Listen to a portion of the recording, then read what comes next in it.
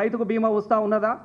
నీ 420 హామీలు ఏ ఒక్కటి కూడా అమలు కాలేదు. నీ 6 గ్యారంటీలు ఒక్కటి కూడా దిక్కులేదు. కాబట్టి ఇలా ప్రజలు అడగడానికి సిద్ధంగా ఉన్నారు. ప్రజలు పోయే పరిస్థితి లేదు. ఎక్కడికక్కడ ఎమ్మెల్యేలను మంత్రులను అడ్డుకుంటా ఉన్నారు. ఎక్కడికక్కడ పారిపోతూ ఉన్నారు దొంగల్లాగా.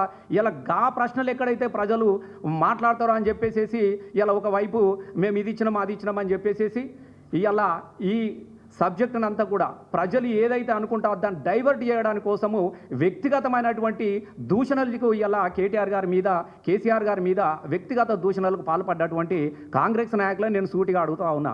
చాతగానోడు మాత్రమే వ్యక్తిగతంగా మాట్లాడతాడు, చాతనైనోడు మాత్రం పాలన గురించి మాట్లాడుతూ ఉంటాడు. ఎస్, మీకు దమ్ముంటే నువ్వు చేసిన సంక్షేమ పథకాల గురించి మాట్లాడండి.